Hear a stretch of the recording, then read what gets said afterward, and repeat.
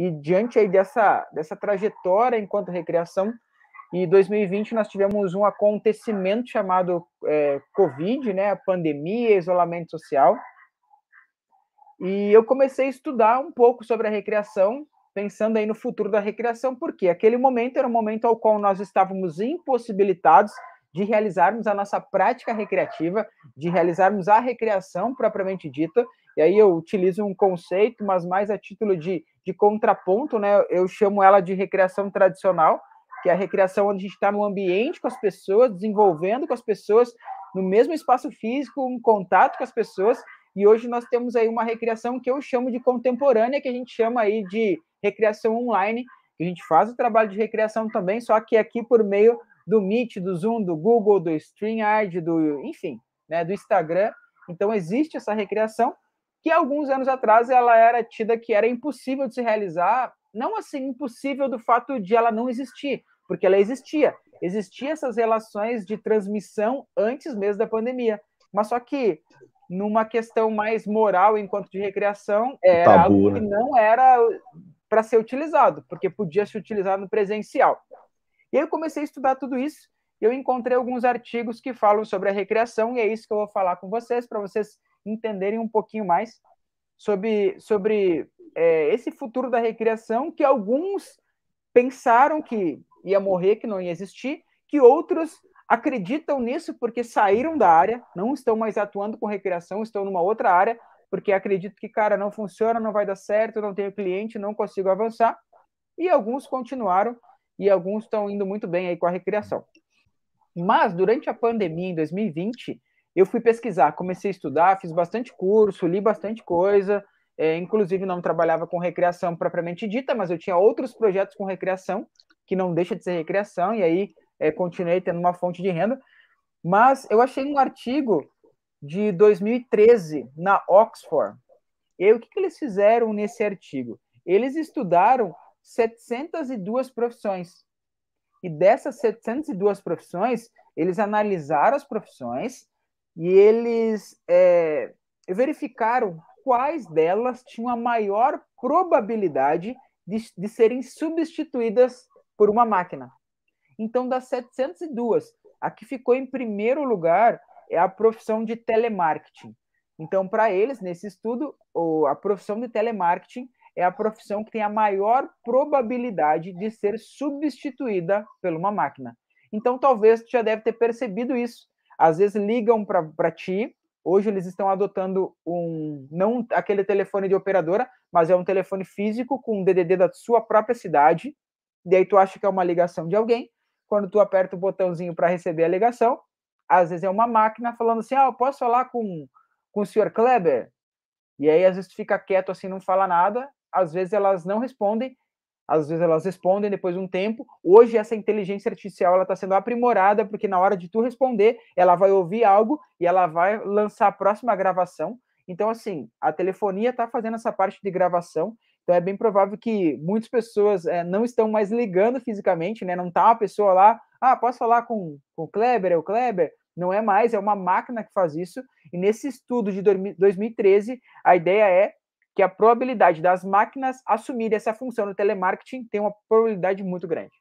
E aí, quando a gente entra lá nesse estudo e vai ver qual que é a última profissão, ou seja, é a profissão que tem a menor probabilidade de ser substituída por uma máquina, que aí tem aqui, eu sempre esqueço, mas ela é 0,0028 de probabilidade, é a recreação.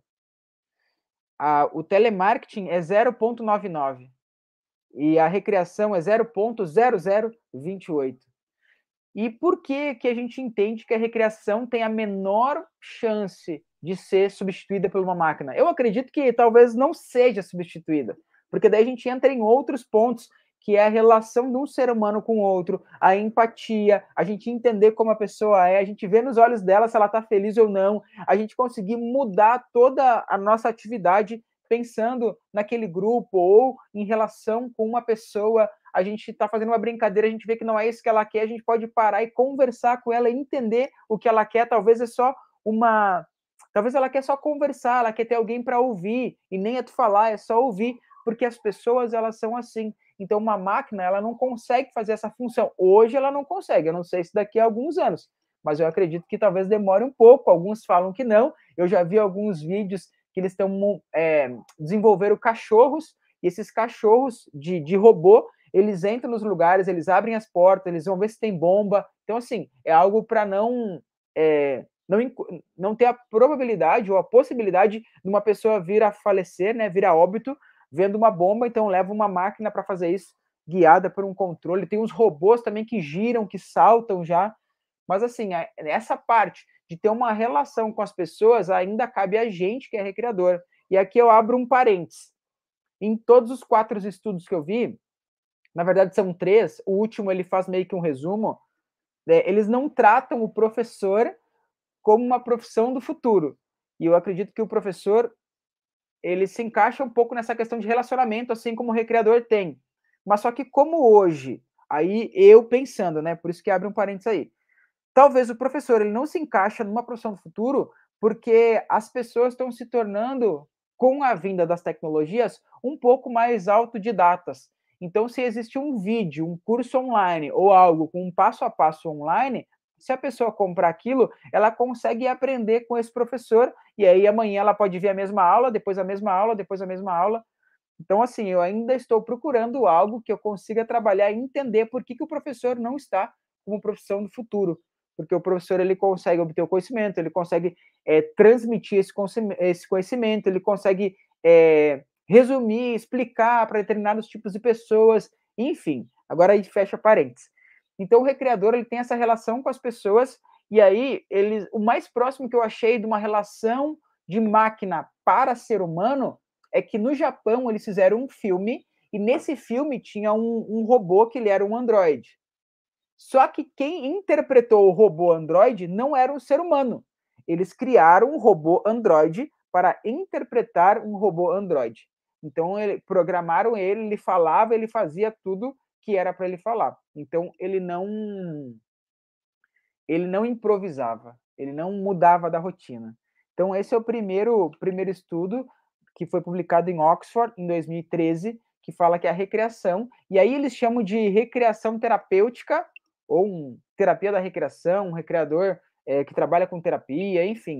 Eu entendo esse título que eles deram, complementando com outros trabalhos, em outros estudos, tem as tendências globais para 2030, de uma empresa a Minter, que ela faz esse processo há anos, já centenas de anos eles fazem esse processo, e tem um momento que eles falam que mais para frente a questão de saúde, são 7 pontos que eles tratam, e um deles é a saúde, fala que nas questões de saúde o ser humano vai ter mais depressão, vai ter mais ansiedade e por aí vai. E aí uma das profissões que trata essa questão é a recreação, por meio de atividades recreativas que gerem alegria, prazer, e a gente sabe que fisiologicamente essas mudanças internas acontecem, nos geram também alegria. Então aí é um estudo mais para frente, aí pensando em fisiologia. Eu gosto muito disso, na verdade esse era o meu tema principal do TCC.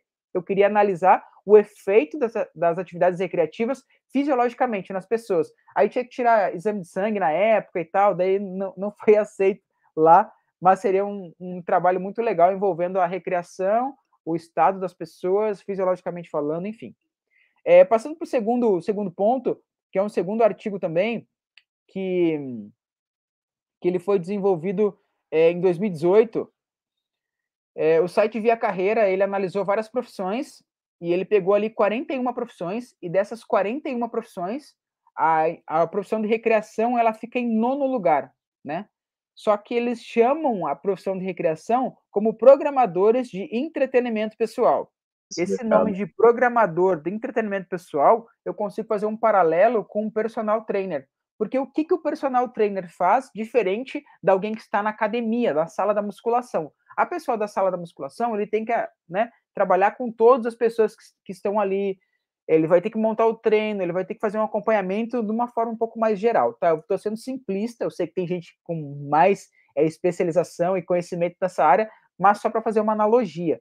E aí aquele personal trainer é que ele vai pegar uma pessoa, ele vai entender o fisiológico da pessoa, que hora que ela dorme, que hora que ela acorda, como que ela gosta de comer, o que ela come, qual o melhor horário de treino, quais são os exercícios específicos, o que ele mais precisa, será que ele precisa mais para mais para bíceps ou mais para tríceps, qual que é mais desenvolvido, enfim, ele faz uma análise, ele escaneia aquela pessoa e ele sabe tudo para aquela pessoa para desenvolver ela e ela ter os benefícios que ela precisa, seja condicionamento físico, flexibilidade, força, ganho de massa muscular, redução de peso, enfim. E aí, quando entra esse programador de entretenimento pessoal, eu acredito que seria mais um recreador no estilo personal trainer, ao qual ele vai saber como que funciona aquela pessoa ou aquela empresa, né? Essas partes dos exemplos é que eu trago em cima da pesquisa. Eu fico pensando assim, um grande CEO, um grande empresário, igual nós vemos em filmes. Eu sei que os filmes, às vezes, eles retratam a realidade ou eles preveem um futuro do que possa acontecer. Mas tem filmes que tem um grande CEO, dono de uma empresa, e ele tem o seu secretário, seu assistente. E esse secretário, o assistente, ele sabe tudo desse CEO. Ele sabe o dia que ele beijou pela primeira vez a sua esposa, ele sabe o aniversário da esposa, ele sabe que vai o aniversário do filho, ele sabe datas importantes, comemorativas, que a pessoa que deveria saber não sabe. Então ele vai lá e fala assim, ó, já comprei a flor que a sua esposa gosta, já mandei aquele recado lá, ela vai receber na casa dela e tal. Então, assim, acontece dessas pessoas saberem tudo da vida do seu patrão, do seu líder, do seu chefe, e eles fazem essa parte, enquanto eles se preocupam com outras coisas. Eu sei que esse é o exemplo que vai falar assim, cara, mas tem que saber o aniversário da esposa. Mas é um exemplo, tá? Então, esse recreador, esse programador de entretenimento pessoal, ele sabe que a pessoa ao qual ele presta serviço, ele gosta de um show X que vai estar daqui 3 meses na cidade e ele sabe que aquela pessoa gosta de chegar depois do horário, então ele vai pegar um lugar talvez lá no fundo, porque ele sabe que ela também gosta de sair antes de acabar, porque ela não quer tumulto, ela não quer enfrentar fila, ela não quer, sabe? Ou ele sabe que ela gosta de ser o primeiro, sentar lá na frente, então ela já compra lá na frente. Ou igual teve uma pré-estreia dos Vingadores Ultimato, que foi à meia-noite. Então, se eu sou o programador de entretenimento pessoal, e eu sei que ele gosta desse filme, Vingadores Ultimato. Então eu vou lá na pré-venda e eu compro todos os lugares, porque eu sei que ele quer assistir sozinho. Então ele vai assistir sozinho. Então eu já fiz toda essa parte para ele, programando o entretenimento dele, seja filme, seja viagem, seja cinema, teatro, atividades, enfim, seja tudo que envolve o entretenimento. E aí está em 9º lugar. Então a gente acaba, né? Vocês devem estar pensando, quem trabalha com recreação e lembrando aí festa de aniversário, festa de empresa, caramba, o que é isso? São tendências diferentes para o futuro com base em pesquisas que estão sendo realizadas. Se vocês entenderem, partirem para essa linha, talvez daqui a alguns anos vocês estarão na frente, ditando o mercado, ditando tendência, sendo a empresa que faz esse tipo de serviços que ainda ninguém está fazendo. E o terceiro motivo, né, o terceiro ponto aí para a gente entender essa recreação no futuro é que em 2020, em fevereiro de 2020, antes da pandemia acontecer, eles publicaram, né, que foi uma pesquisa que foi feita em Davos. E essa pesquisa, eles falam sobre algumas áreas que vão ter tendências também no futuro. E aí, dentro das áreas, tem 10 habilidades. Então, eu peguei a área da saúde, que é a área que a recreação apresenta, né? Se apresenta ali. E a recreação, ela se apresenta em 8º lugar. E eles chamam de assistente de recreação. E esse assistente de recreação nada mais é do que o recreador. Então, em Davos, agora em 2020, traz aí em 8º lugar, como profissão no futuro, um assistente de recreação. Só que aqui tem um ponto. Ele entra como área da saúde. E aí, esse estudo ele não traz isso. A gente lê nas entrelinhas, entendendo a nossa área, pensando lá no futuro. O quê? Cara, entra na área da saúde. O que nós temos visto enquanto saúde, né? O que nós temos visto enquanto depressão, ansiedade, estresse, agora o Covid e tantas outras coisas. A recreação, ela entra nessa área. Ela não é uma área da saúde propriamente dita, mas ela é uma área que ajuda nessas questões. Então, pensa comigo agora, vamos viajar. Pensa lá na frente, as pessoas tendo depressão, as pessoas não vendo a cor no dia, ela não querendo fazer as coisas, e aí entra um recreador para fazer as atividades, para levar ela para um estado de ânimo positivo, para ela se alegrar, para ela ficar feliz com aquela sensação, gerar estados fisiológicos positivos, e aí sim começar a mudar uma realidade dessas pessoas. E aí, quando eu falo essas pessoas, pode ser crianças, adolescentes, jovens, adultos, idosos. Nós vemos crianças que estão nesse momento, né, não têm vontade e prazer em fazer as coisas, idosos ou famílias que perderam entes queridos. Então, a gente pode entrar, e aí eu não vou me aprofundar muito nesse assunto, mas a gente pode trabalhar nas questões fisiológicas por meio das atividades recreativas. E tudo isso pensando tanto no presencial quanto no online. Eu vejo que algumas coisas são fundamentais ser realizadas no presencial, e eu vejo que outras coisas podem ser sim realizadas no online. Eu lembro que o meu primo, ele mora na Alemanha, e antes da pandemia, ele teve um filho, agora ele tem dois, mas ele teve um filho, e como nós somos do Rio Grande do Sul, é tradicional, assim, a gente almoçar aos domingos na casa dos pais, churrasco, na casa dos avós, da família. E o que, que eles faziam? Ele abria o computador lá, a minha tia abria o computador no Rio Grande do Sul, eles abriam um Skype e ele almoçava lá, tinha uma horinha diferente assim, né? E a minha tia almoçava aqui juntos, eles estavam juntos almoçando, se vendo pelo computador. Isso antes da pandemia, que foi popularizado e foi usado muito, né, recentemente na pandemia. Eu acredito que as coisas elas vieram e elas não vão terminar. Muitas pessoas acham que a recreação online vai acabar, ela não vai acabar, ela vai continuar. Então depende da linha aí que a gente vai trabalhar dentro da recreação. Ó, vem uma pergunta aqui, eu vou ler, não sei se vou ler ela para vocês e vou responder. Ó. A recreação do futuro, ou melhor, professores, a recreação em um futuro próximo terá uma forte participação na tecnologia ou será uma um hate ainda do indivíduo. Bom, eu pego lá uma arte, né, ainda do indivíduo. Eu pego lá as tendências globais para os consumidores de 2030. E eles abordam 7 áreas. Eu falei a área da saúde, eles falam na área da questão do urbanismo, eles trazem várias áreas, mas identificando os apontamentos que eles trazem, é uma tendência, não é uma verdade, é uma tendência para o futuro. Acredita-se que com a questão da superpopulação, vão ter que construir mais prédios e por isso vai ter uma reivindicação dos espaços públicos. Então, provavelmente, os espaços públicos eles vão se terminar. A gente sabe que existem políticas públicas para que isso continue, mas assim, é uma tendência do futuro, não pensa a nível de Brasil, pensa a nível do mundo. Então, talvez tenha menos espaços públicos, as pessoas vão estar um pouco mais apertadas em suas casas, elas vão reivindicar o direito ao brincar, está escrito lá na tendência. Então, eu acredito sim que essas duas questões elas vão acontecer, porque as tecnologias vieram, elas vão continuar, elas vão aumentar, e ali também a gente sabe que existem estudos que turismo ou até pessoas que vão vender ou vão alugar uma casa, eles se encontram no local, ou se esse equipamento estiver disponível para as pessoas, elas podem colocar um óculos, ela vai colocar esse óculos e ela vai se ver naquela casa, ela vai conseguir ver a casa, o que, que tem na casa, tudo por meio de um óculos, então não precisa sair do lugar dele para alugar ou comprar uma casa.